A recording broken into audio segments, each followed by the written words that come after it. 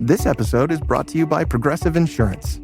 Fiscally responsible, financial geniuses, monetary magicians. These are things people say about drivers who switch their car insurance to Progressive and save hundreds. Visit Progressive.com to see if you could save. Progressive Casualty Insurance Company and Affiliates. Potential savings will vary, not available in all states or situations. Richard Nixon. Well, I'm not a crook. Ronald Reagan. Tear down this wall. George W. Bush. I can hear you. The rest of the world hears you. And Donald Trump. And a friend of mine for a long time, he only likes politics. If you ask him about how are the Yankees doing, he has no interest. If you ask him almost anything, he likes politics and he's a professional at the highest level.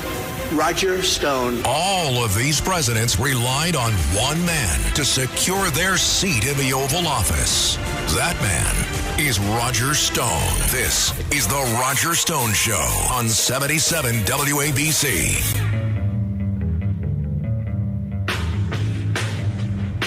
Welcome. This is Roger Stone, and this is The Roger Stone Show on 77 WABC, the crown jewel of talk radio. For the next 2 hours from 4 to 6, we'll talk politics, news, history, food, style, and, well, a lot more. Later on in the show, I'm going to be taking your calls at 800-848-9222. That's 800-848-9222. I want to make certain that I hope everyone had a restful and blessed Thanksgiving. Coming from an Italian family, sure, we had the turkey and the stuffing and the mashed potatoes and the gravy and the peas and the turnips, but we also had the lasagna. We had the traditional Thanksgiving sausage and peppers. I ate way too much marron. But it is also, in this past week, the 60th anniversary of the assassination of President John F. Kennedy. That was Wednesday. This is a subject about which I wrote a New York Times best-selling book in 2013, The Man Who Killed Kennedy, The Case Against LBJ.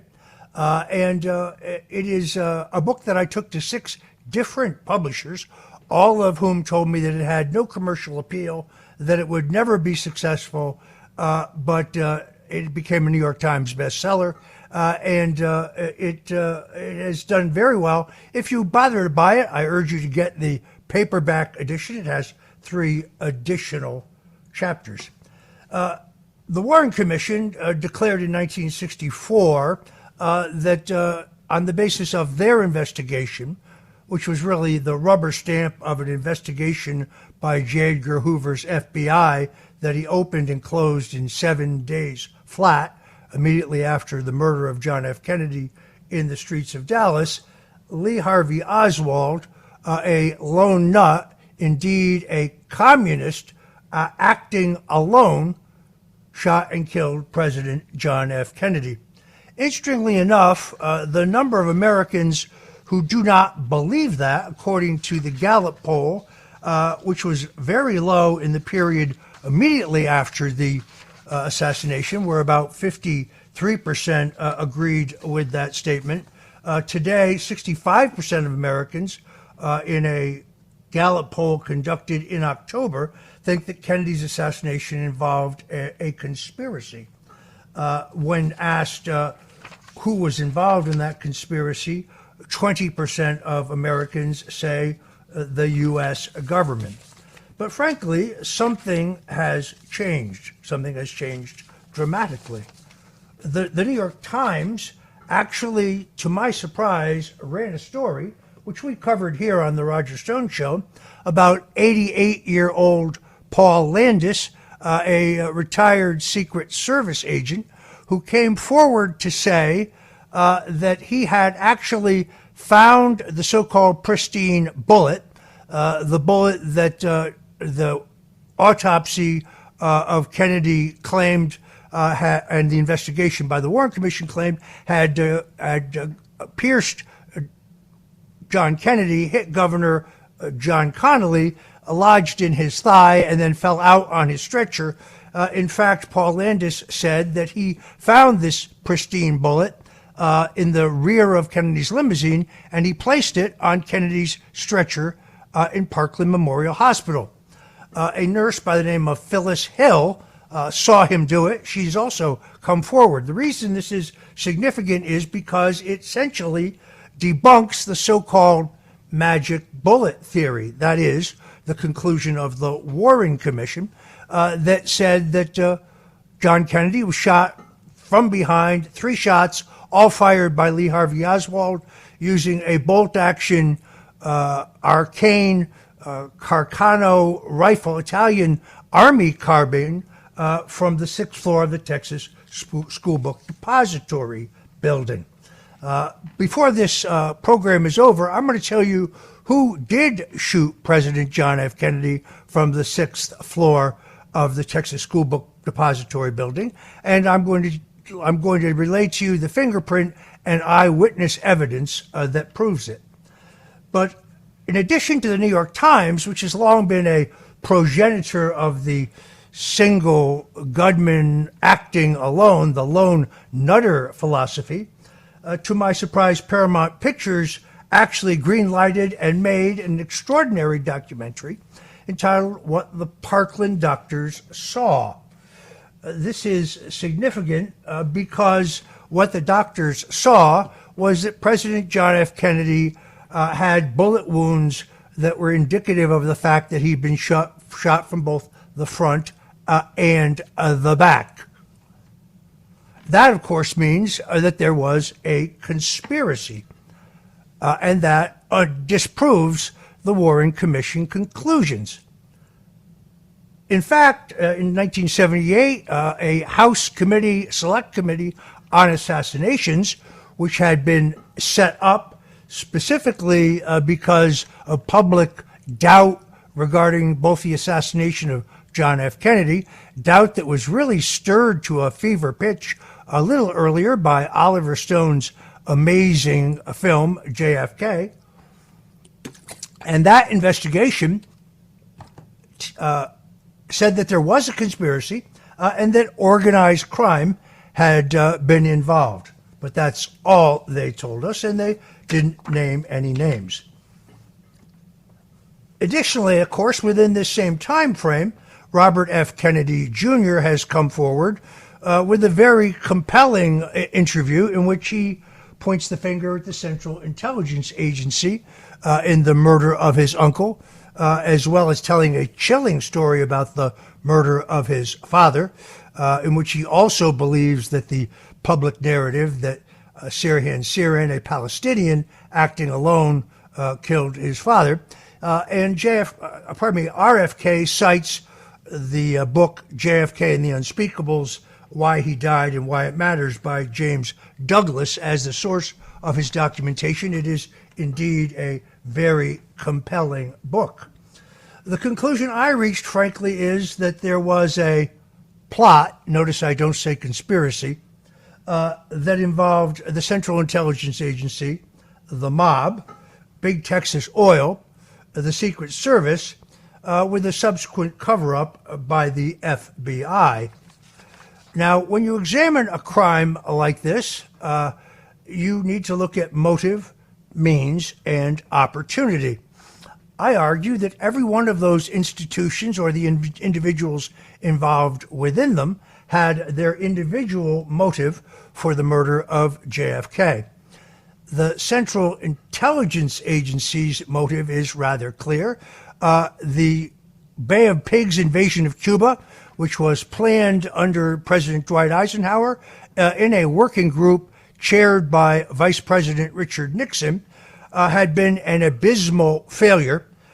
Kennedy blamed the Central Intelligence Agency, first of all, because they claimed that the result of the invasion by Cubans storming the beaches would be a popular uprising among the people against Castro, which, of course, did not happen. But additionally, the Central Intelligence Agency had promised JFK that the men storming the beaches would be provided air cover by 29 Panamanian-flagged bombers flown by Cuban pilots out of Panama.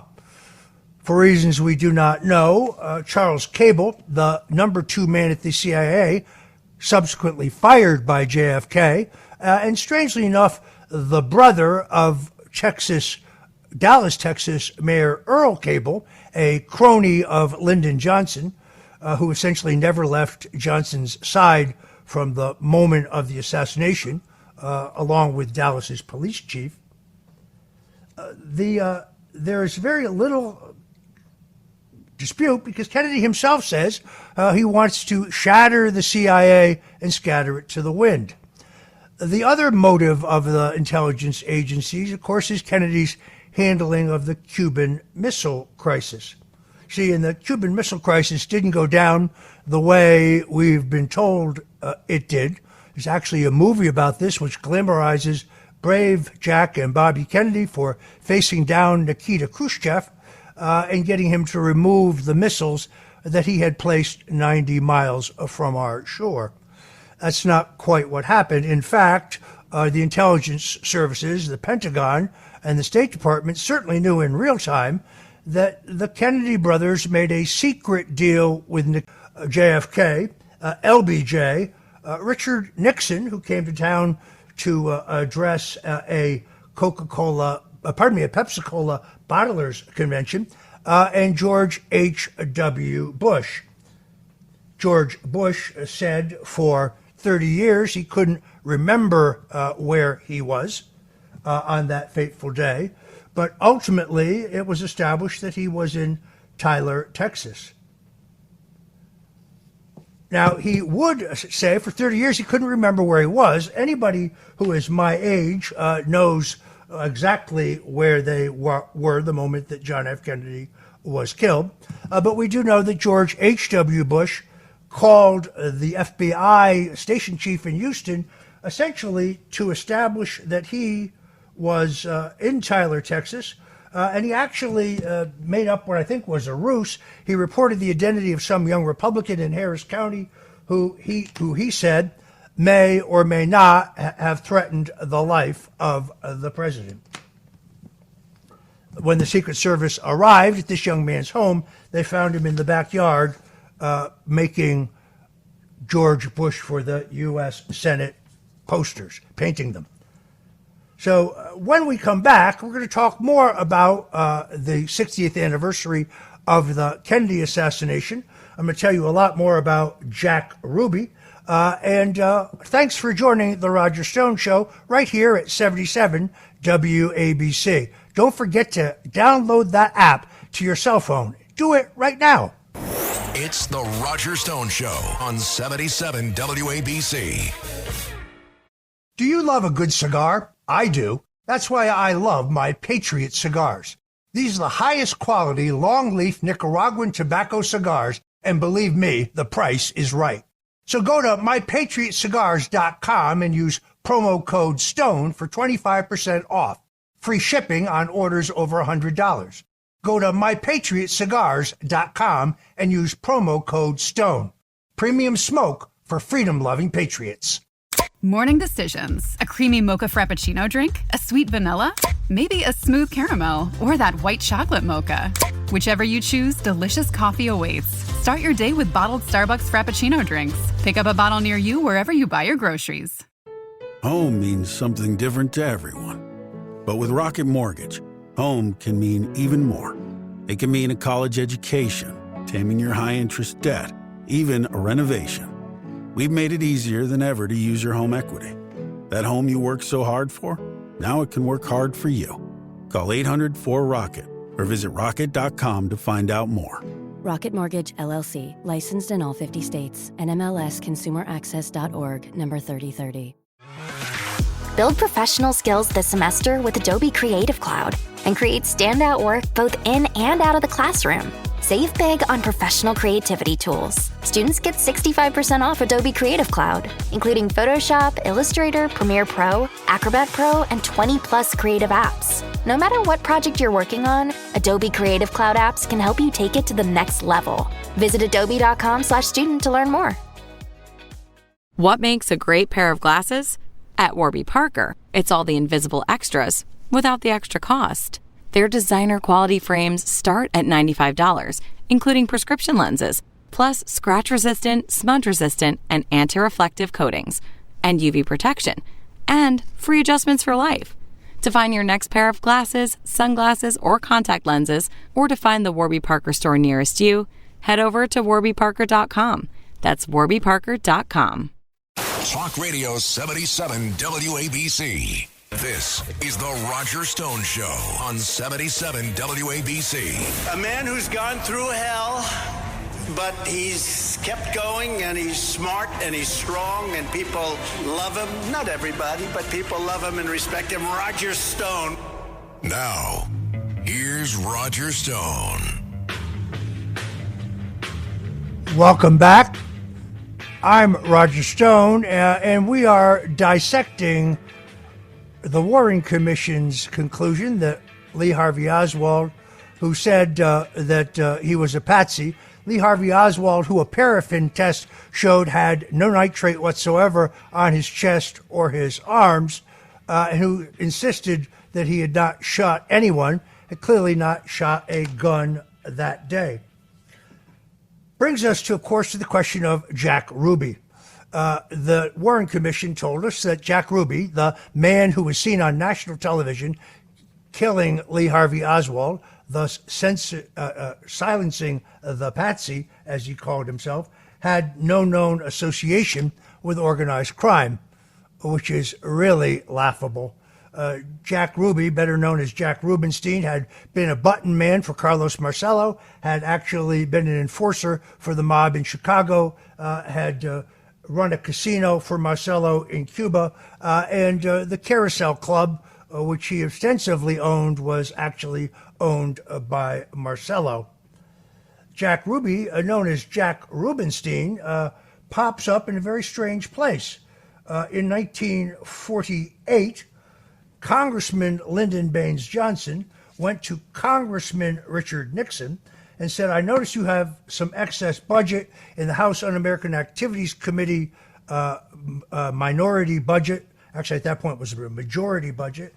And I'd like you to hire Jack Rubenstein of Chicago as an informant for the committee. And Nixon complied. Rubenstein was actually brought to Nixon by Murray Schotner, who was not only Nixon's early political mentor, the first modern political consultant, but also a well-known mob lawyer. Perhaps this is why Richard Nixon, watching the assassination of Lee Harvey Oswald on national television with his trusted aide, Nick Ruey, who is really his body man, sees the visage of Ruby and says, I know that man, I know that man. This is all documented in the records of the clerk of the House, but clearly it connects Jack Ruby, who most definitely killed Lee Harvey Oswald, to Lyndon Baines Johnson. I would later have the direct opportunity to ask Nixon this question. 1989, when I was doing some political chores for him, I had spent enough time with the old man, as everybody who worked for him called him, to know that he did not. It was not retrospective. It was very hard to get him to talk about things in the past. Eisenhower, Khrushchev, getting stoned in Caracas, John F. Kennedy. But when he had a couple cocktails, he became positively loquacious. I've actually cited his silver bullet martini recipe right here on the Roger Stone Show. And therefore, when I got a chance to ask him directly who killed Kennedy, he said, well, the Warren Commission was the biggest goddamn hoax in American history. By the way, he said the exact same thing to Pat Buchanan. But when I pressed him, he kind of looked into his drink, shuddered, and first said, Dallas. I said, I'm sorry, sir, I don't understand. He said, let me put it to you this way. Both Lyndon and I wanted to be president, but I wasn't willing to kill for it. there you have it, folks. Before the end of the show, I'm going to tell you who the shooter from the 6th floor of the Texas School Book Depository was and how I reached that conclusion, including the fingerprint evidence and eyewitness evidence that I rely on. But in the meantime, we're going to go to the phones and take your calls. If you're interested in calling, that number is 800-848-9222, 800-848-9222. Let's go to John in Connecticut. Hello, Roger. Roger Stone? Yes, indeed. Where are you in Connecticut? Southbury, Connecticut. I'm an ex-Marine.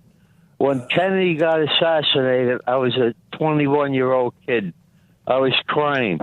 But you know something? I was naive. Now I'm older. He had a lot of ghosts in his wardrobe. He was connected to the Irish mob in Massachusetts with that guy, Whitey Bulger. So he was an honest politician. And then the Texans down there were still fighting the Civil War. They hated a Yankee, especially a Catholic from North, coming down there. But the assassination of Kennedy had to do with a lot of things. The mob wanted him out of the way because he turned cold on them. They got him elected. And the Irish mob in Massachusetts hated the Italian mob in Massachusetts and down south. So there was a lot of friction. Politics is a dirty game, and you don't know who's your enemy. And the Texans down there didn't like Kennedy. They didn't like Irish Catholic Kennedys. My friend joined the paratroopers in 1958. He says, boy, they're fighting the Civil War down there. He says, all the NCOs were all like Southern rebels. They hated any guys that came from the North to train down there. But getting back to Biden, he would allow like 10 million Chinese troops to come into this country the way he's going. Because he was getting hundreds of millions of dollars from the Chinese communists. Even that guy, McConnell, the Republican, he got $80 million from the Chinese government. So there's a lot of corruption in Washington, D.C. Let me address that from the top. I must say that everything you say about John Kennedy is true. He definitely had ties through his father to organized crime. They definitely played a major role in his razor-thin upset election. He definitely, through the actions of his Attorney General brother, Robert Kennedy, he definitely double-crossed them. At the same time, he was an ardent anti-communist. He favored a massive defense buildup because the Soviets were building a war machine at that time. He insisted on a silver-backed dollar. He had a deep suspicion of the intelligence agencies because of their lies to him regarding the Bay of Pigs invasion in Cuba and the Cuban Missile Crisis. We talked about that earlier on the show. As far as Biden is concerned, I believe that the House Oversight Committee has evidence that would prove everything you say. Not only has Joe Biden lied, but I think there are bank transfers and bank records and other records that document your claim that he has taken payments through a Chinese energy company, and that means he is compromised. The question is, will Joe Biden be treated the same way Donald Trump was treated? Will there be an intensive investigation? Steve Bannon and Peter Navarro, who both worked for Donald Trump, refused to testify for the January 6th committee. I was called to testify. I fulfilled my legal obligations because I pled the Fifth Amendment. Therefore, you don't get tricked in some process crime, some word game. That happened to me once. Was not going to happen to me twice. I pled the Fifth not because I had anything to hide, not because I knew anything particularly, but because I knew of the Democrats' ability to twist your words and hand it over to a hostile Department of Justice. But Bannon and Navarro refused to testify and they were charged with contempt. They were convicted with contempt. Now, Congressman James Comer has sent subpoenas to Hunter Biden and to James Biden and a third Biden, and it remains to be seen whether they will respect those. And if they do not respect those subpoenas and show up and testify, even if they plead the fifth, and that is referred to the Justice Department as the Bannon and Navarro prosecutions were, will any action be taken against them? I think we have a two-tiered justice system writ large. I thank you very much, John, for your question. Let's go to Jackson in Oklahoma. Well, it's great to be on with you, Mr. Stone. And my question is, if Trump is to get reelected in 24, do you think that he would, within his term, release all of the JFK files that are redacted and so forth? Do you think all of those would get released? And if so, what kind of impact would that have on, like, the American public having that information? Well, first of all, he has said publicly that he will now, if he becomes president again, he will release everything. The Congress passed the JFK Assassination Records Act, I think in 1997, I believe it was, that set a timetable so that the first enormous tranche of classified documents were scheduled to be released in 2017, the first year of the Trump presidency. I urged him to release those. He said he would think about it. I came away with the idea that he would. In the end, he released about 80% of the material, holding back 20, he would later tell me, because Mike Pompeo, the head of the CIA, later Secretary of State, argued that releasing them would expose our sources and methods. That's really unacceptable. First of all, there are no sources involved in the Kennedy assassination 60 years ago, still living, that we know of.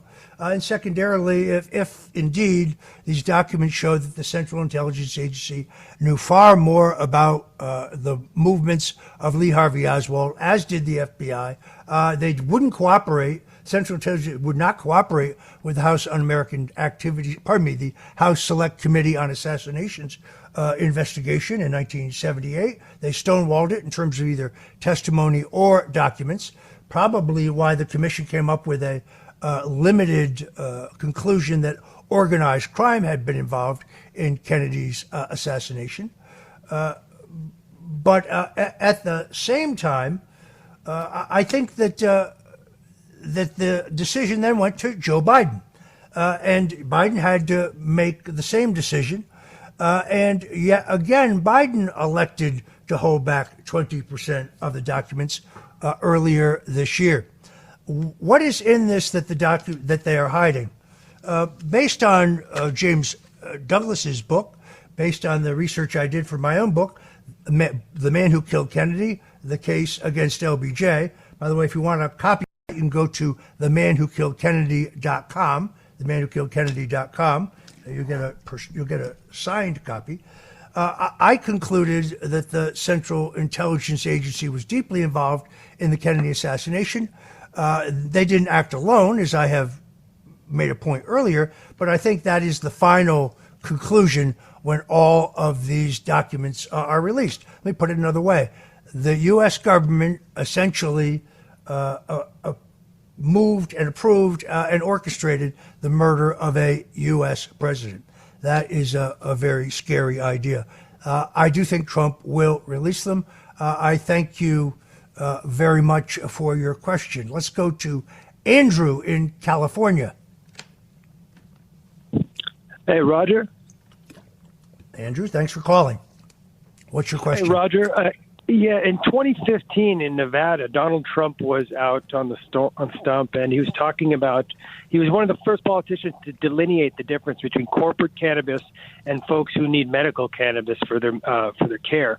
And he talked about states' rights as being his policy stance in 2015 for the 2016 cycle. I'm just curious now that it's so much more widely accepted for people to find alternative means of medical care, and namely in cannabis, that why isn't Trump talking about it now in Nevada and Colorado and swing states when it could politically help him? Well, of course, he is a states' rights man. I think what he said at the time was that although he personally would not vote for it, it should be left up to the states. On the other hand, have you been to Las Vegas recently? There's a marijuana shop literally on every corner. So it is. I still think with some 38 states now, I think, perhaps more, have legalized some form of medicinal marijuana, which many veterans use for PTSD, which has many legitimate medical benefits. It is absolutely clear that it's a states' rights issue. I don't think there'd be any change in Trump's position. I do think he should clarify it, because what you have going on right now is an apoplectic response to all of these polls that show Trump is not only leading against Biden, but he continues to hold a lead. NBC showed it in their poll, and they acted like it was some kind of shock. Oh, for the first time, President Donald Trump leads Joe Biden. But actually, covered on this program about 10 days earlier, perhaps longer, the New York Times Siena College poll, a poll whose methodology I respect, then followed by the Bloomberg Morning Consult poll, whose methodology I respect, followed by extraordinary polling by big data polls, all show Trump leading Biden. This has caused two things to happen. One, I think there's an internal fight right now inside the Democratic Party. If Joe is going to step down, well, that means Vice President Kamala Harris wants that nomination. There's no guarantee that Joe will step down. He obviously likes being president. Dr. Jill really likes his being president. Barack Obama has a lot to say about this. I've said publicly on this show, I've had Joel Gilbert, the documentary filmmaker, on the show, telling us I've said I believe that Michelle Obama will not only ultimately be the candidate, but that she'd be a very strong and formidable candidate. And that politically, given the importance of African Americans and people of color within the Democratic Party coalition, they could only bypass a sitting woman of color who is the vice president by nominating a woman of color who is far more popular and I would argue more articulate. But the other way this has manifested itself is this Alinsky-style claim by people as diverse as Jen Psaki, Joe Scarborough and his sidekick Minka, the odious Mehdi Hassan, that if Donald Trump is elected, he's going to weaponize the criminal justice system against his enemies. He is going to use law enforcement or the armed services to put down protests. He is going to execute people without trial. That one's one of my favorites. He is going to set up concentration camps. Well, he's talked about deporting illegals, and that he's just like Adolf Hitler. This is driving a hate Trump agenda, and its ugliest manifestation is a story in the Business Insider entitled "Here's What Happens If Trump Dies While Running in the 2024 Presidential Election." Between the much media coverage of the murder of John F. Kennedy and stories like this, I think that they're trying to normalize the idea that a president could be killed. I pray for the safety of Donald Trump every day. The Business Insider, when criticized about this, rushed out a story with a similar analysis of what would happen if Joe Biden were to die short of the election, short of the convention, and so on. But to me, this is a very dangerous slope. They're trying to gin up a violence against Trump supporters. They are accusing us of exactly what the Biden administration is doing today. These people have no self-awareness. It is extraordinarily dangerous. Andrew, thank you so much for your call. Let's go to Karim in New York. Karim, welcome to the Roger Stone Show. Hi, Roger. Good to hear your voice. My question is, post this Israeli-Palestinian conflict, the Gen Zs and the millennials have been voicing their displeasure with Joe Biden, many of which are saying they will not be voting for Joe Biden for a second term. With that being said, do you anticipate the Gen Zs, millennials, A, staying home and not voting at all, B, voting for an independent candidate such as Kennedy, or C, do you anticipate the Democratic Party putting up another more appealing candidate to this demographic? Well, first of all, let's focus on the premise of your question. Let's just assume that Biden will be the Democratic Party nominee. All the polls I just cited, the New York Times Siena College poll, the Bloomberg Morning Consult poll, the big data polls, all the polls reflected in the Real Clear Politics average, which is what you really should look at, because if you're studying a poll, recognize it is a temporary snapshot in time. If the methodology is solid in terms of the sample size, the way the sample was gathered, the order of the questions, the dispassionate wording of the questions, don't ever look at any one poll and say, well, this is what's going on. Look at a number of polls conducted in the same time period. What you will see is that heretofore solid Democratic base votes, such as African Americans and Hispanics and lower income whites, are moving to Donald Trump, working class voters. And this is why the Democratic Party is scared out of their minds. This same poll shows that Trump has gained among Gen Z. Now, as long as this pro-Palestinian strain in American politics that I so much object to continues to dominate the Democratic Party, so much so that Joe Biden has to put limitations on Israel's right to defend themselves, and Joe Biden conducts hostage negotiations in which, to my knowledge, not one American has yet to be released, not one American hostage. I heard the news break here on WABC radio in which Biden said he looks forward to additional Americans being released. Were any Americans released? So I think the opportunity here, strangely enough, is not for Robert F. Kennedy, but perhaps for Professor Cornel West, if he can manage to get on the ballot. First of all, I think that is consistent with his position. I think that presents a real opportunity for him. But I stress to you, for reasons unbeknownst to me, Professor West, who probably could have had the Green Party nomination, elected to leave that party and take on the hard task of petitioning his way on the ballot as an independent. As the Green Party candidate, he would have, I think, automatically been on the ballot in about 30 states, roughly, and would only have to undergo the very difficult, very expensive, very arcane process of collecting enough signatures in each state or reaching whatever the state requirements are. Remember, running as independent requires 50 different ballot access processes. I worked on this for Governor Gary Johnson when he was the Libertarian Party nominee in 2012, because I briefly bolted the party of Lincoln, the party of Eisenhower, the party of Goldwater, the party of Reagan, Nixon, and of course Trump, to join the Libertarian Party. I found out it's tough to be in a party with a bunch of people who are anarchists, because when you point to the party rules, they say, rules? We don't believe in any rules. I rejoined the Republican Party after the hostile takeover of the GOP by the America First movement, by a populist wave led by none other than Donald J. Trump.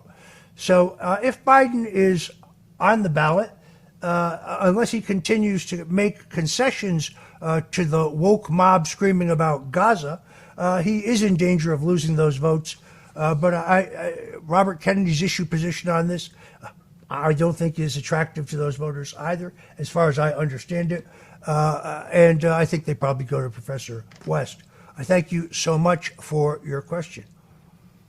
Very helpful. Thank you.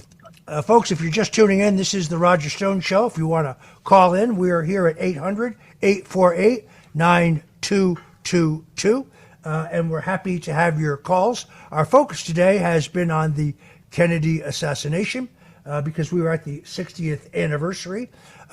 If you're at 770 on the AM dial, don't touch that dial. But, of course, if you're out of town, you can hear us on WABCRadio.com. While you're at it, go grab the 77 WABC Radio app. It's available at the App Store. That way you won't miss any of the extraordinary programming here, both entertainment and talk. We are truly the crown jewel of AM radio.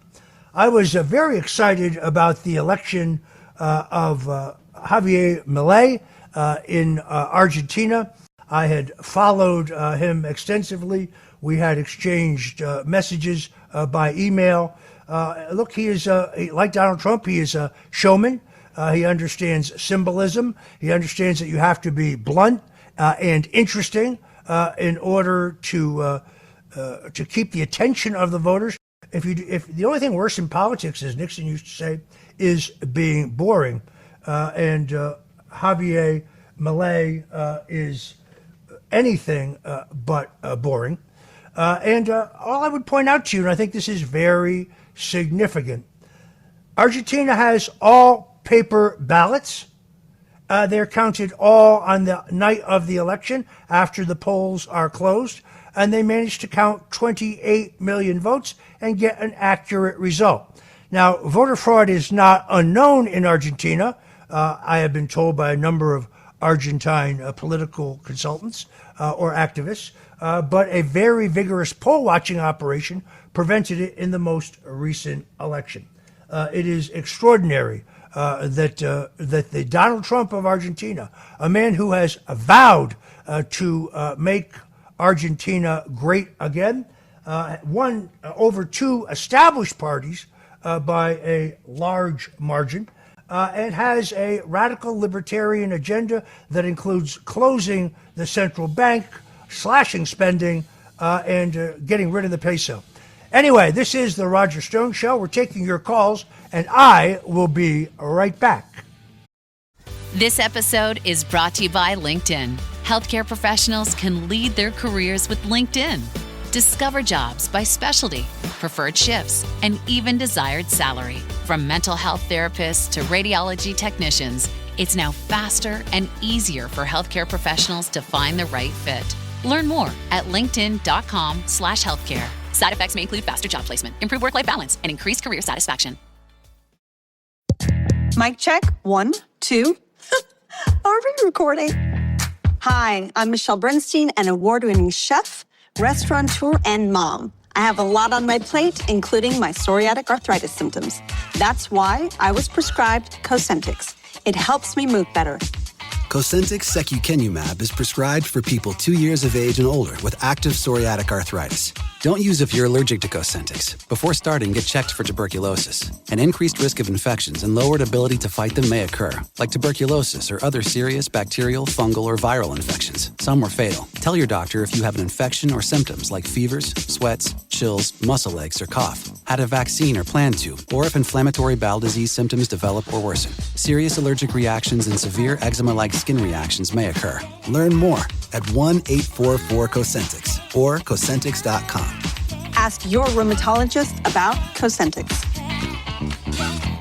At Arizona State University, we've made online education better, smarter, and more personalized so you can go further in your aspiring field. I decided to pursue medicine once I realized that ASU did have the online program for biological sciences. You're still required to learn the same curriculum. You're still being tested on the same content that anyone would be tested on in person. The comprehensiveness of the program prepared me so well for medical school.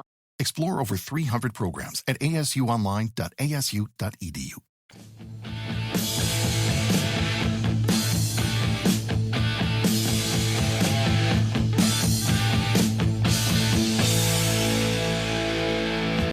Richard Nixon. Well, I'm not a crook. Ronald Reagan. Tear down this wall. George W. Bush. I can hear you. The rest of the world hears you. And Donald Trump. And a friend of mine for a long time, he only likes politics. If you ask him about how are the Yankees doing, he has no interest. If you ask him almost anything, he likes politics, and he's a professional at the highest level. Roger Stone. All of these presidents relied on one man to secure their seat in the Oval Office. That man is Roger Stone. This is The Roger Stone Show on 77 WABC.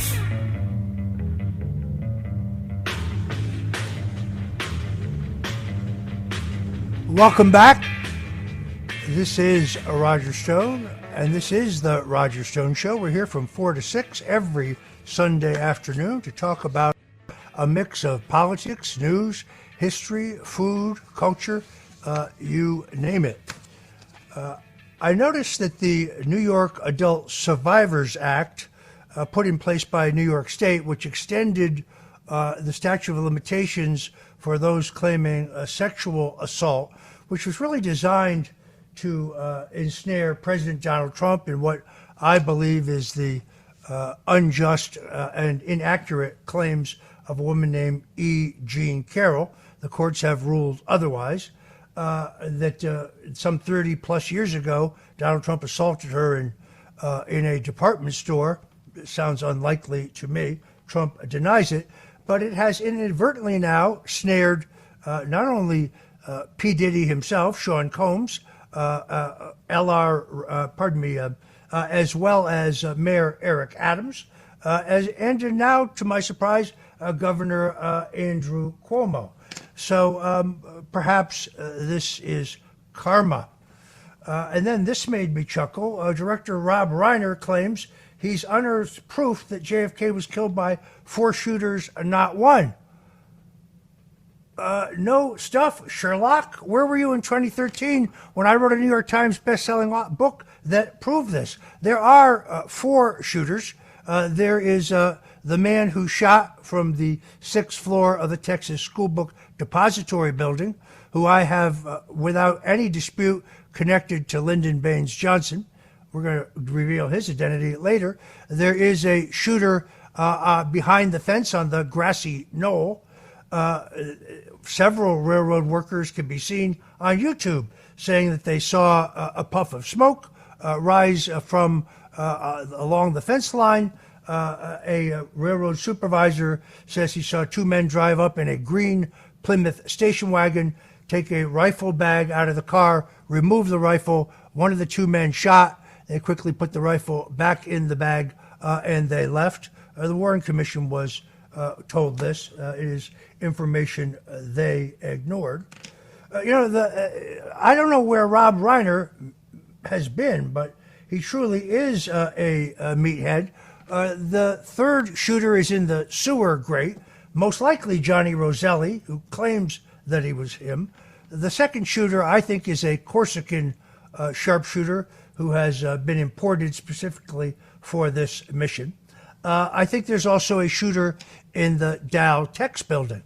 What the doctors from Parkland saw and were warned never to discuss with anyone was that Kennedy had been shot from the front and the back, that the wound in his throat which had been described in the autopsy as an exit wound coming from the rear, was in fact an entrance wound coming from the front. Doctors at Parkland conducted a quick tracheotomy so that by the time the body got to Bethesda Medical Center, nobody would be able to tell.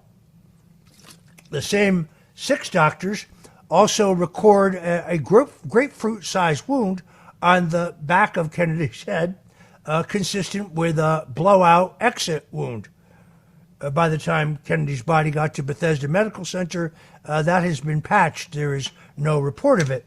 We do know that the New York Times reported that Warren Commission member Gerald Ford, then a congressman, was asked by J. Edgar Hoover to alter the autopsy diagrams to move the depiction of the wound in Kennedy's upper back to his lower neck in order to accommodate Arlen Specter's cockamamie magic bullet theory, that one of the 3 bullets hit Kennedy, waited a while, then went on to hit Governor Connolly. That is further debunked by Secret Service agent Paul Landis, who came forward recently. So Rob Reiner has a multi-part 10-episode podcast, which I'm sure he wants you to pay for. Save your money, folks. Go get a copy of The Man Who Killed Kennedy, The Case Against LBJ. You get that at themanwhokilledkennedy.com. It tells you all about who the 4 shooters were and why. Let's go back to the phones. Vincent in Daytona. Vincent, welcome to the Roger Stone Show. Vincent, thank you very much. Thank you for having me on. I really appreciate you, Roger. It's so much information that you're sharing with us about the Kennedy assassination. And I want to just say that been following you for a long time. I watched you on the PBD podcast last week, and that's a great show. However, and I'm trying to be less critical with my Christianity and stuff. I'm just trying to be more humble. But PBD, I think there is a missed mark there, having RMFS on his show on the 60th anniversary of the JFK assassination, and hardly any questions were asked about RMFS's knowledge of the situation, and you wrote the premier book about it, New York Times best-selling book about it. So just what gives? Why not more emphasis on that, considering you were on that show? I thought you were on there specifically for that reason, to discuss JFK, but you guys talked about topics that weren't very interesting, to be honest with you. Well, that is obviously one man's opinion. First of all, I really like Paul. I really like Patrick Bet-David. I think he is an amazing businessman, entrepreneur, family man, patriot, very committed to the truth. I'm very grateful for his invitation. I had a great time, but it was never understood that this would be all about the Kennedy assassination, because it was the 60th anniversary. Actually, it was the day before the 60th anniversary. We certainly talked about it, but we talked about politics. We talked about the 2024 election, as well as things in the news. I had a great time. It's had hundreds of thousands of views on YouTube, I guess it is. So I have no complaint whatsoever. I'm glad to hear, however, that you enjoyed the show. Thank you very much for your question.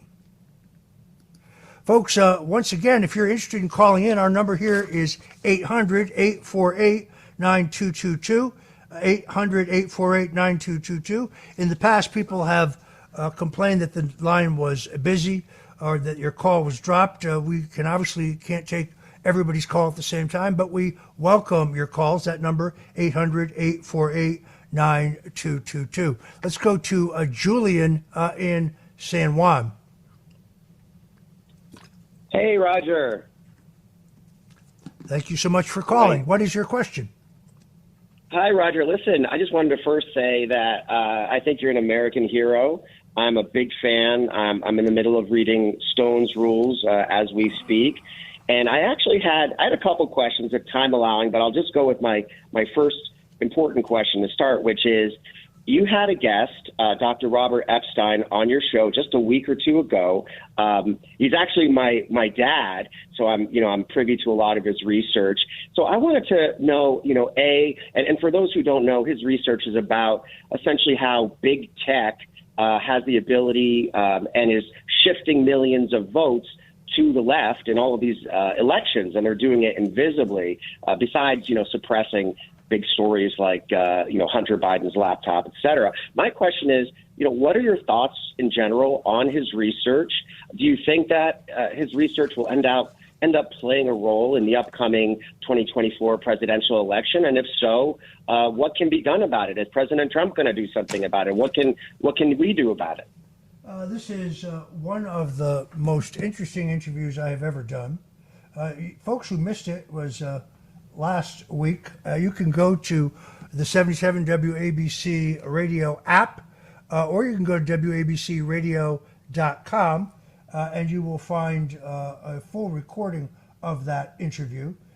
It was really amazing. Dr. Epstein basically has documented how Google and others in Silicon Valley may have moved as many as 16 million votes to Joe Biden in the last election by their rationing, withholding, and allowing the flow of information, how they are poised to do it again if there are not reforms. He has an excellent website, which perhaps you know the, let me see if I can find, since I didn't anticipate your question. He has a wonderful website which you can see in real time. That dashboard is americasdigitalshield.com. americasdigitalshield.com. Fascinating to see the actual manipulation of information. General Flynn has put this perhaps better than anyone else, but we are in a war, and information is a key part of that war. They seek to limit what the American people see and read. They are butthurt that the acquisition of Twitter, now known as X, has broken their monopoly on social media, which they utilize for their political purposes. That's why the Biden administration is pushing the FCC, which has approved rules to turn over control of the actual internet to the FCC for the first time ever to regulate the internet regarding content. In other words, they want to see at the highest possible level, they want to control what you and I can see. The new regulations at the FCC are clearly unconstitutional, but this Supreme Court wouldn't hear the case of 21 attorney generals questioning various facts about the last presidential election. What makes us believe that they will overturn this monstrosity? Clearly, they're not happy about the fact that they still control Facebook, Instagram, TikTok. By the way, the Roger Stone on Facebook, folks, please don't follow that guy. It's not me. It's a fugazi. It's a fraud. Also, there's an official Roger Stone at YouTube. This one really tickles me because this guy's verified. There's only one problem. It's not me. You can only find me on X, formerly known as Twitter, and that's at Roger J. Stone Jr., or at Real Roger Stone at True Social. I'm also Roger J. Stone Jr. Over on Telegram, but the more I post on Telegram, the more the number of my followers drop. Go figure. So, look, the Republicans would be very wise to take Dr. Epstein's research to heart and to examine it. I'm hopeful that they will do so. Just public exposure stopped them from this kind of manipulation in the runoff of the Georgia Senate race, and perhaps with enough public exposure, this type of manipulation can be minimized in the next presidential election. All right, let's go to Patrick in Indiana. Patrick, welcome to the Roger Stone Show. Hello, Roger. Mike Johnson is the only one that can impeach this incompetent vice president and vice president. Because if Kamala Harris is still vice president, when the next year's election comes, she'll do what Mike Pence did in spades. She'll allow as many Democrat states as she has to vote more times than one after Election Day, and nobody but Joe Biden, if he is still alive, will be elected. A very shrewd observation. Thank you so much for your call. It's interesting to me that a federal judge in Pennsylvania ruled last week that people who wanted to vote by mail-in ballot or absentee ballot, but failed to date their ballot, but mailed it in nonetheless, would be counted. Let me cut to the chase. That means that a week after the election, they're going to find many paper ballots that are strangely undated, and there will be 99% for Joe Biden or whoever the Democrat is. I must say I was very tickled to see Oliver Stone, who is no relation to me, but and who has very, very different politics than I do. But his friend Sean Stone is actually a friend of mine. He's got more libertarian-oriented politics than his father, actually telling Bill Maher that he believed that the 2020 election results were not accurate, and essentially that the election was stolen. Now, I know Bill Maher, been on his show a number of times. He accused me of being a Russian traitor. Then he later admitted there was no Russian collusion, but he has never invited me back to clear my name of that odious falsehood. Bill does very, very well when he has a phalanx of writers doing his material. On his feet, not quite so good.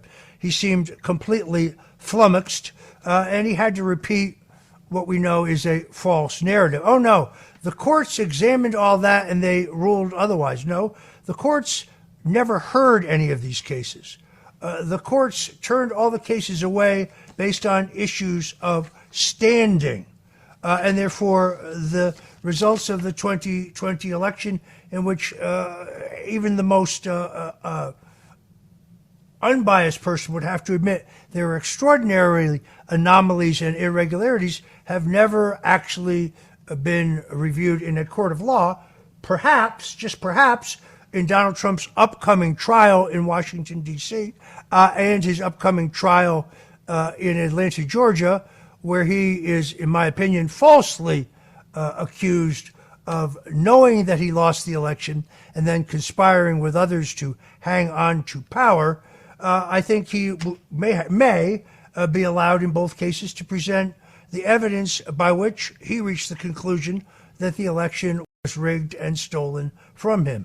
If that happens, it will be the first time that all that information has actually been introduced in open court. Has not transpired yet. So I thought Bill was going to wet his pants. He was so upset. Oliver Stone wrote me a kind note after reading my book, The Man Who Killed Kennedy, the case against LBJ, telling me that he wished that he had read my book prior to making his movie. He did not understand the outsized role and the immediate motive of Lyndon Baines Johnson. I thank you very much for your call. Let's try Mordecai in New Jersey.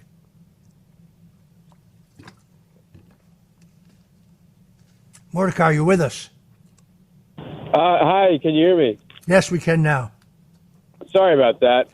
Hi, Roger. I just wanted to say I'm a big fan.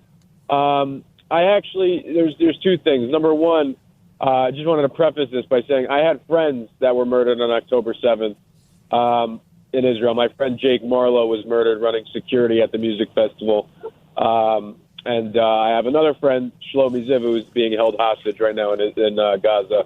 Another one of my friends, I knew him. His name is Omer Nutra. He's also being held in Gaza. I just wanted to say that also, I'm not sure if you've read this or heard about this, but recently, yesterday, I believe, there were two Palestinians that were murdered, butchered by their own people, by their own Palestinians, for suspected of being collaborators with Israel. They chopped up the one Palestinian's limbs, and they threw them in a bag, and they played with them in the streets. They tossed them to each other. These are the same people that were dancing in the streets on the day of 9/11 celebrating. My question to you is, with the president's lackluster support of the American hostages being held and the hostages being held overall, what do you think that shows, and what message do you think that gives off to our enemies that they're sitting over there laughing at us because we have the might of the American military and we're not using it?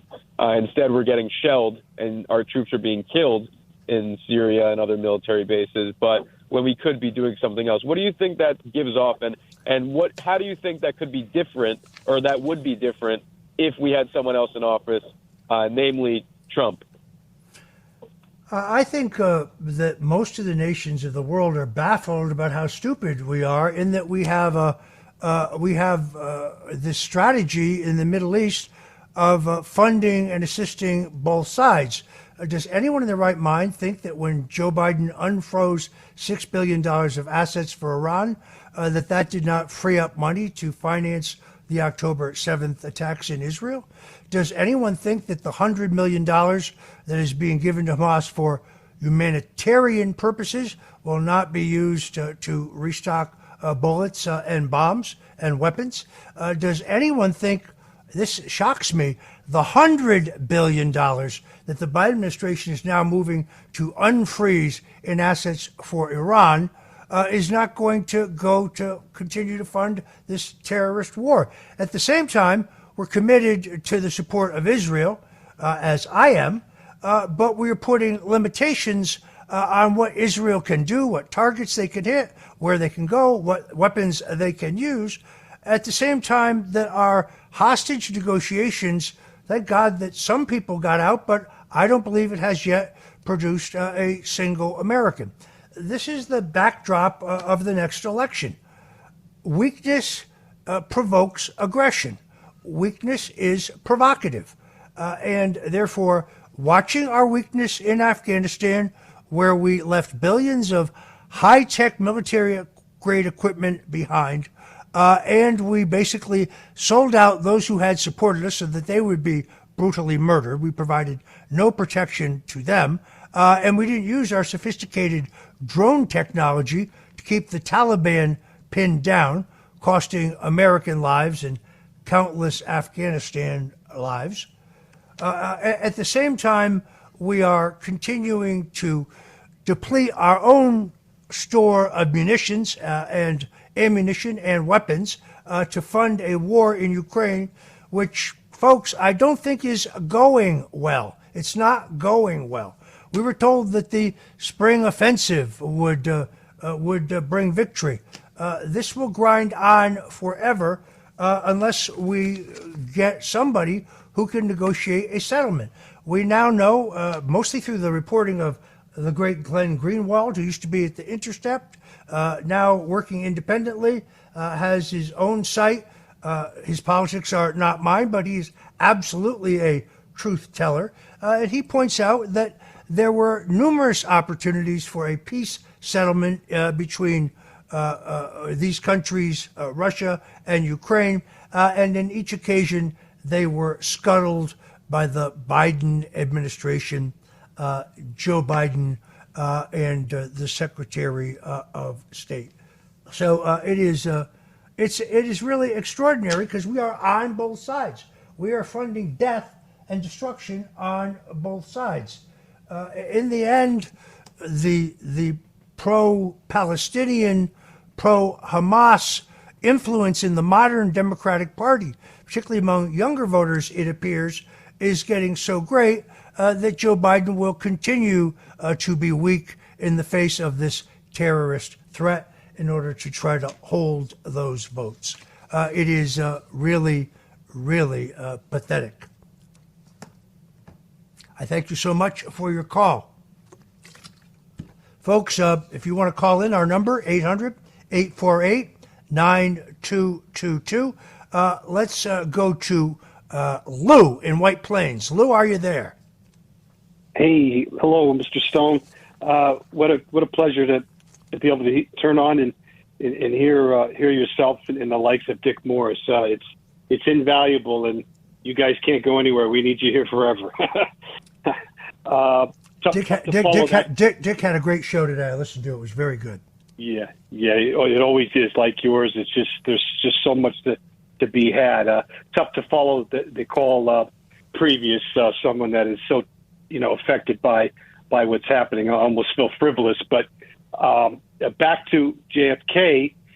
My uncle, being a pretty good athlete, well known from Brockton, Mass, went out and made a couple appearances for a guy named JFK, and then later in his later years moved to Florida and was had a lawyer named Frank Regano who handled the couple guys that you mentioned, Trafficante, Marsalis, Jimmy Hoffa, and he represented my uncle. So my uncle, in his book, Regano speaks about being at lunch with my uncle and then getting the call. I don't want to misspeak, from either Marcellus or Trafficante saying that it's been taken care of. It's done. The day of the assassination.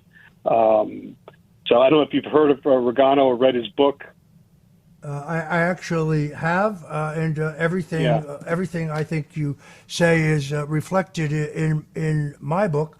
It is absolutely clear that the double cross of Marcello and Santo Trafficante, who the Attorney General in the Eisenhower administration was seeking to deport, and the stepping up of that effort by Attorney General Robert Kennedy becomes a major motive for the mob. Along with that is the fact that JFK spurns the support of Frank Sinatra. Sinatra, who had campaigned vigorously for Kennedy in 1960. Sinatra, whose mother, Dolly Sinatra, had been a ward healer of the Hudson County Democratic Organization, also a midwife, had been the head of the entertainment for John Kennedy's inauguration, bringing the entire Rat Pack with him.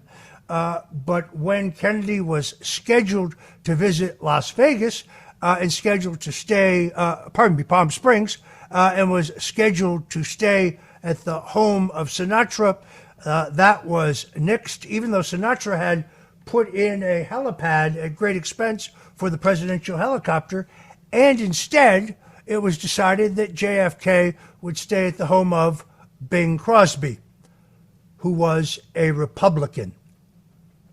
This is the beginning of Frank Sinatra's break with the Kennedys. Although he'd been a lifelong Democrat, by 1970, he supported his pal Ronald Reagan's reelection as governor of California, and then went on to support Reagan when he was elected president in 1980, actually going so far as to campaign for him in Hoboken, which he had not visited for many years, based on some beef that he had with the local town fathers. I remember it very distinctly because it was a Reagan rally that he attended, and when I told him my mother's maiden name, he put his arm around and he said, "I knew you were a smart kid." Frank Sinatra, a truly great man.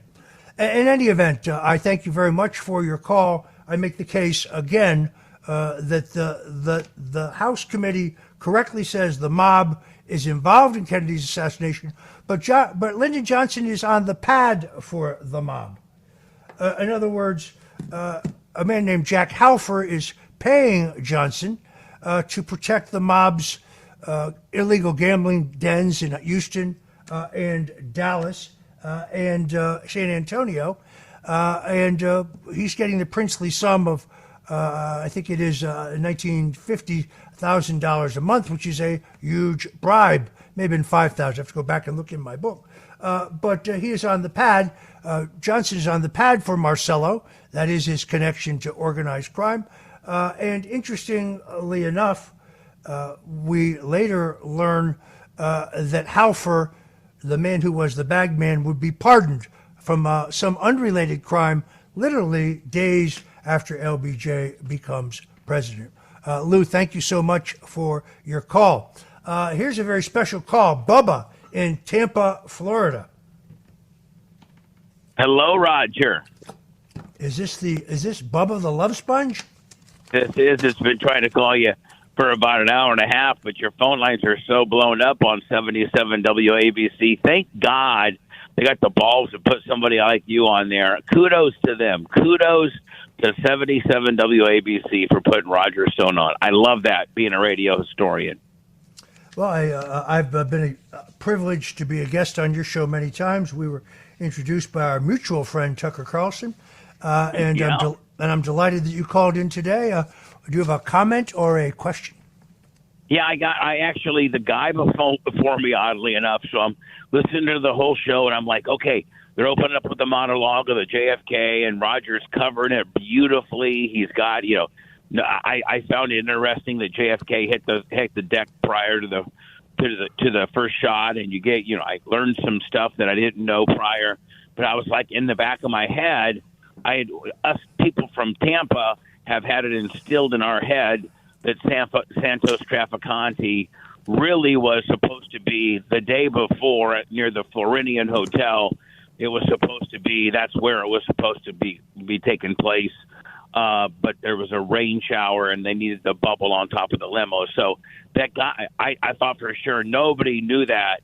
And the fine gentleman before me did address that. While I was on hold, I didn't get to hear all of it. I didn't know if you believed or if you thought that same scenario as well. And was there in the Warren Commission or any of your investigations, was Santos supposed to be the trigger, or was Kennedy supposed to be offed the day earlier in Tampa? Thanks for that terrific question. Let me make 2 points, and then we got to go to break. First of all, it was Lyndon Johnson's aide, Bill Moyers, who instructed the Secret Service to remove the bubble top from John F. Kennedy's limousine. It had just rained, although the sun was out. If the bubble top, which was not bulletproof, had been in place, it would have been very hard for a sniper to get a clear and convincing headshot at Kennedy. That is another tie Johnson has to the assassination. I think that they looked at killing Kennedy in Tampa. They also looked at killing him in Chicago. They also looked at killing him in Miami. But it is only in Dallas that you have these extraordinary breaches of the Secret Service protocols. I want to thank my good friend Bubba for calling in. This is the Roger Stone Show. We're going to go to break, but we will be right back. This is the Roger Stone Show on 77 WABC. This is the Roger Stone Show on 77 WABC. A man who's gone through hell, but he's kept going, and he's smart, and he's strong, and people love him. Not everybody, but people love him and respect him. Roger Stone. Now, here's Roger Stone. Welcome back. This is the Roger Stone Show on 77 WABC, where we are making AM radio great again. This is the crown jewel of AM radio, the very best talk and entertainment lineup in the country. You're going to want to get that 77 WABC radio app for your cell phone so you don't miss any of the amazing, amazing programming here at WABC. I have an email here that I'm going to respond to. It says, Roger, I saw the sausage and pepper casserole you made for yesterday's Thanksgiving. This came in the day after Thanksgiving.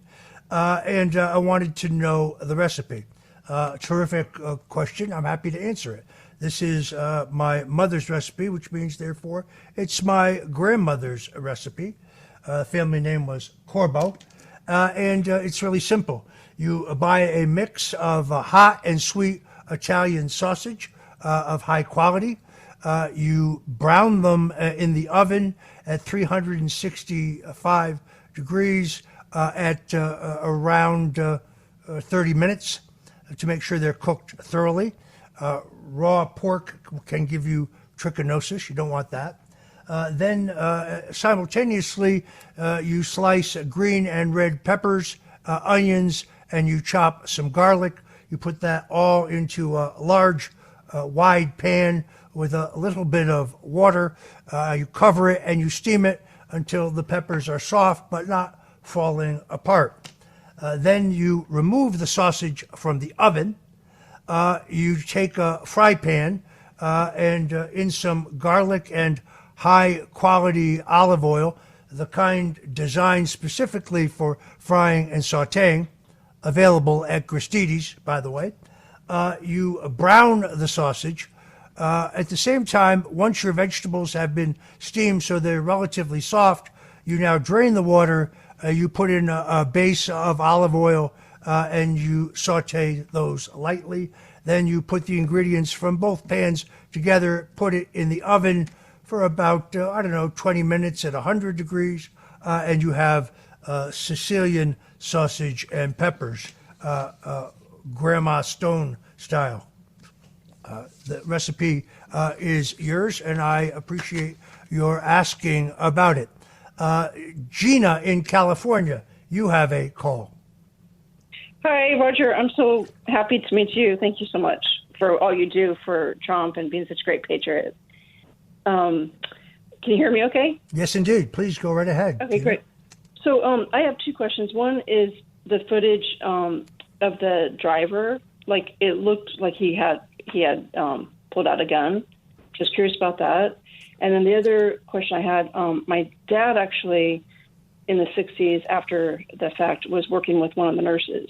And I know from what he had, my dad unfortunately died before Trump, even went to office. But apparently, like, her and the other staff, they were all afraid, and they, because so many people were being killed off. So every 6 months she kept moving around. And, she said the Warren Commission, they falsified her information and used her testimony against her and whatnot.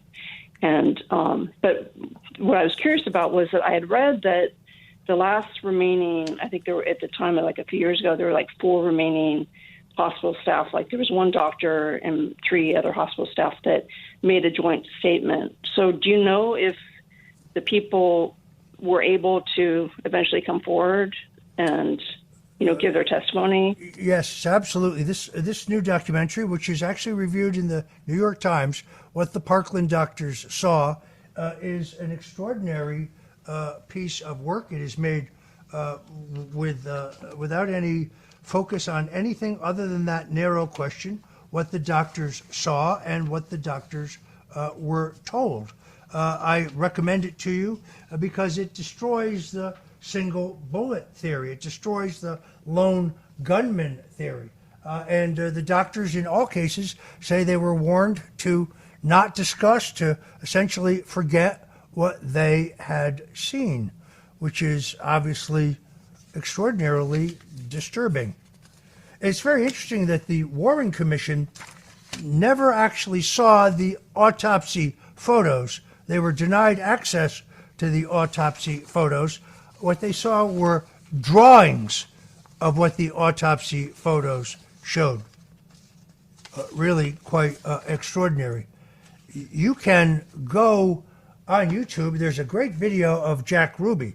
And Jack Ruby would die of cancer after killing Lee Harvey Oswald, who the government claims was the lone assassin, which he denies, killing him in cold blood. Why the Dallas police, by the way, would parade a man accused of killing the President of the United States in an open garage. Ruby had no problem getting in, but maybe that's because he knew most of the cops, since a number of them were at his Carousel Club the night before, along with several Secret Service agents who would be guarding Kennedy the next day. Warren Commission doesn't really tell us much about that, do they? So, but Ruby can be seen being led down a hallway by a Texas police officer, and a reporter shouts to him, Jack, how did this happen? How could this happen? And Ruby says, look at the man at the top, the man at the very, very top. Reporter says, Jack, what do you mean? And Ruby says, let me put it to you this way. If Adlai Stevenson had been a vice president, none of this would have happened. There it is, pointing the finger yet again. Cui bono, who benefits? Who had the most to benefit in the murder of John F. Kennedy? Johnson appoints himself to the Subcommittee of Defense Appropriations, where the CIA's secret black box budgets are controlled. He's the paymaster for the CIA through the 50s and early 60s. Johnson is on the pad for organized crime, being paid by Carlos Marcello through Jack Halfer. Johnson is the water carrier in Washington, D.C. for Big Texas Oil, H.L. Hunt, Clint Murchison, D.H. Byrd. D.H. Byrd was the owner of the Texas School Book Depository Building. I'll tell you a little more about him in just a second. So, and then, of course, J. Edgar Hoover was Lyndon Johnson's next-door neighbor and close confidant of his. The Johnson's girls referred to Hoover as Uncle Edgar. He knew the Kennedys were going to cashier him in 1964. It was Hoover who supplied the photographs of a stunning East German spy named Inga Arva in bed with JFK that Johnson used to blackmail his way onto the ticket. Johnson is not JFK's first choice. Johnson has chosen Stuart Symington, a senator from Missouri, as vice president, according to the memoirs of Symington himself and also to the memoirs of Clark Clifford. When Johnson shows him the photos and tells him that he needs Texas, Johnson can guarantee him Texas on the ticket. Otherwise, well, these photos, courtesy of J. Edgar Hoover's FBI, may just find their way over to Richard Nixon. There you have it.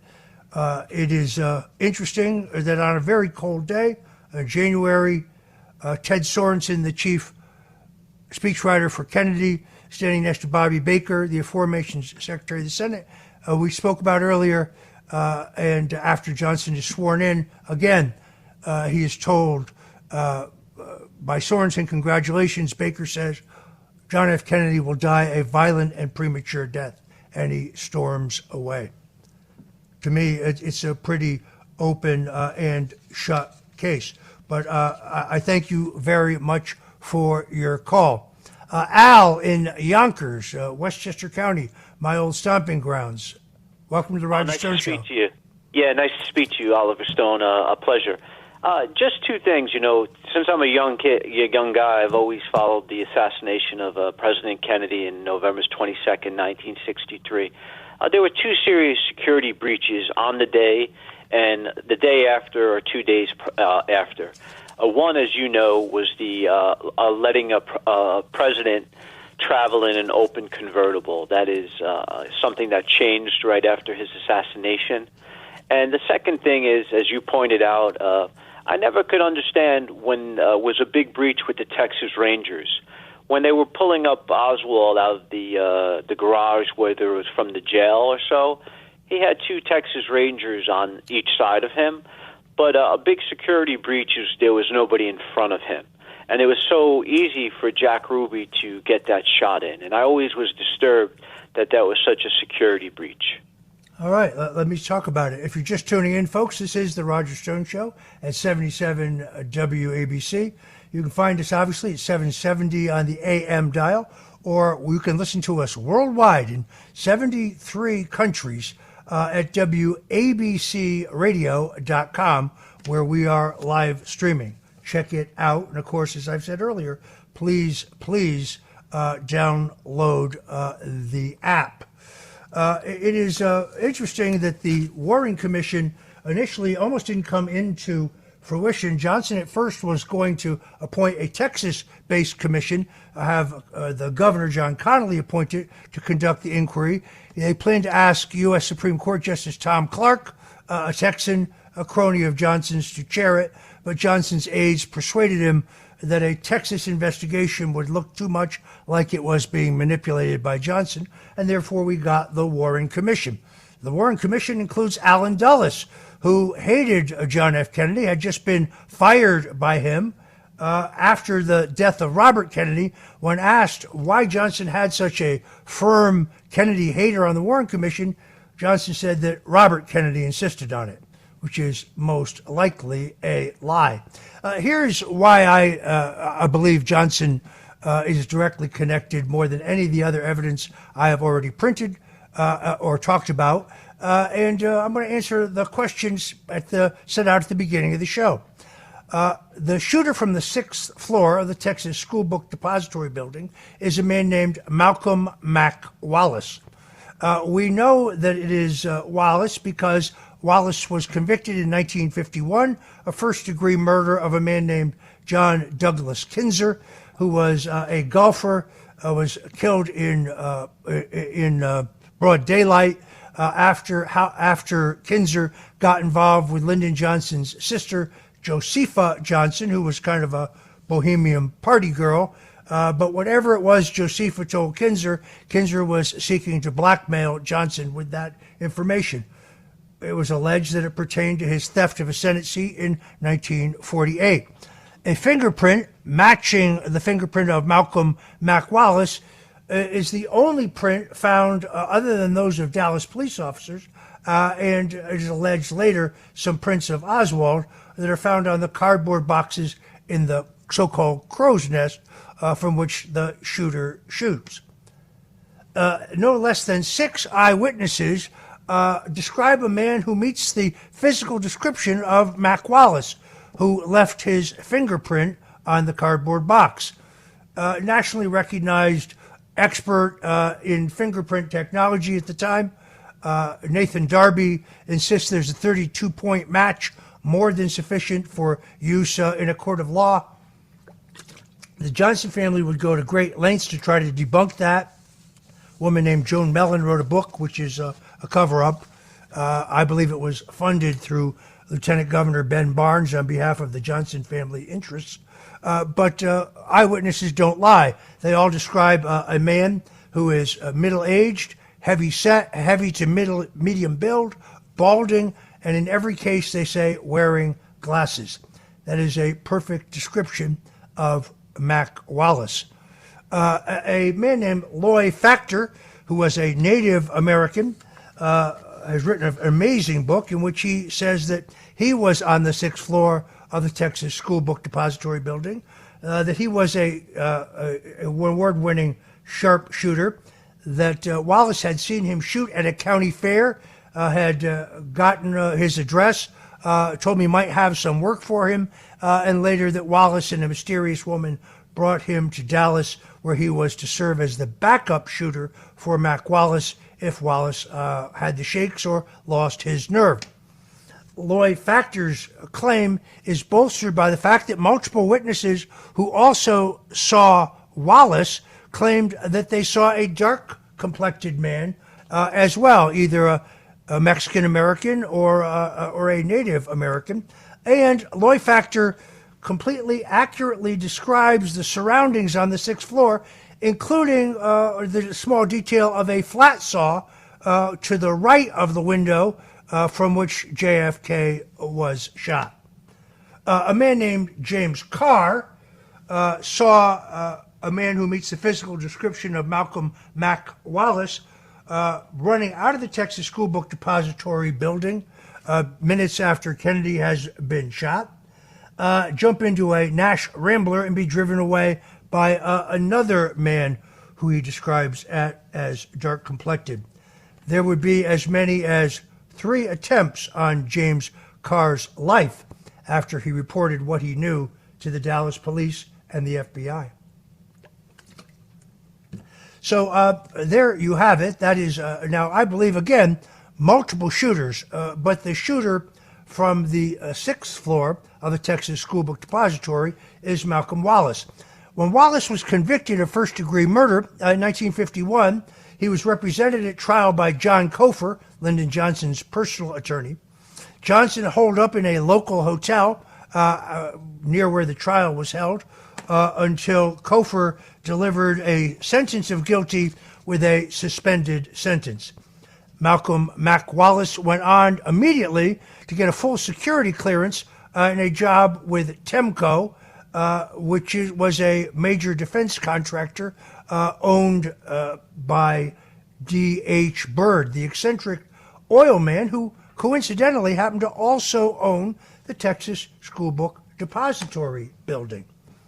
D.H. Byrd was so happy about the death of John Kennedy. He was a big game hunter. His living room had heads of all kinds of lions and tigers and deer and other big game he had shot. He actually had the casings from the window from which Kennedy was shot brought and mounted in his living room as a trophy. All true. So now you know who the man from the 6th floor of the Texas School Book Depository building was. And you had to tune in to the Roger Stone Show to learn it. Now, believe me, folks, you don't need to go to Rob Reiner's episode podcast to learn what I have already told you. Thank you so very much for your call, Al in Yonkers. This is Roger Stone. This is the Roger Stone Show. We are live at 77 WABC Radio, taking your questions for a few more minutes. I think it is Waldemar in Brooklyn has a question about the Trump fraud case. Let's try him. Yeah, I'm here. Thank you. I'm being sued for $1.5 million in New York by a lawyer with a false case, just like Mr. Trump is being sued for nonsense. And when I reach out to any agency, the grievance committee or the attorney general, and I say, look, this guy is making up things and all that, they say, oh, we don't get involved with a litigation case, that is in litigation and all that. So that means they're giving lies and they're telling lawyers, hey, if you want to steal somebody's assets, just make it into a lawsuit. Don't go around sneaking around, doing tricks under the table. Just make it a lawsuit, and then we're all part of it, and you got it. Because my own lawyers that the insurance company assigned, they're not defending me. They say, oh, the strategy is not to present evidence or nothing, which is ridiculous. So, and last year and this year, all the attorney generals of all 5 boroughs announced how they were dismissing cases from 10 years ago that the victims were probably already dead. They say, oh, we're dismissing all these cases because the cops were corrupt. But that a policeman only brings a case to the district attorney. It's up to the district attorney to look at the case with skepticism and carefully, and then accept it if it's legit. And then the judge also has to accept it. So why they throwing the police under the bus when it was them who let the cases go through? And all right. Thank you for your question. First of all, I'm sure you know I'm not a lawyer. I'm honest, and therefore I would not attempt to give you legal advice. I've unfortunately over the last several years I've had to learn quite a bit about the legal system, and there are parts of it that are corrupt. It is not completely and totally corrupt, but large parts of it are corrupted. They're corrupted mostly by politics, less by money and more by politics, and therefore equal justice under the law doesn't seem to be true. Hillary Clinton can lie under oath to Congress. FBI Director James Comey can lie under oath to Congress. Former CIA Director John Brennan can lie under oath to Congress. Former National Security Director can lie to Congress under oath. They lie about material matters. None of them will be prosecuted. I make misstatements which are completely immaterial, which hide no underlying crime. There's never any evidence of Russian collusion or WikiLeaks collaboration against me, but they jam you up with a process crime in an attempt to pressure you into testifying falsely, in my case against Donald Trump, which I refuse to do. So I can't. I'm not in a position to give you advice. In the old days, I would say file a complaint with the bar, but I have found that in many jurisdictions, the bar is also corrupted. Thank you so much for your call. Steve, in Buffalo, you're on the Roger Stone Show. Good evening. I was just curious about presidential politics. What are your thoughts on Vivek Ramaswamy's candidacy? And I'll hang up and listen. Well, first of all, he's not Donald Trump. But that said, I like him. I like his message. I like his energy. Yes, I'm familiar with all of the questions regarding his past affiliations and his past issue positions and how he made a vast fortune. I choose to take him at his word today. I don't think he's going to be president. In any event, this is Roger Stone. This has been the Roger Stone Show. Stand by for my friend Joe Piscopo with Sundays with Sinatra.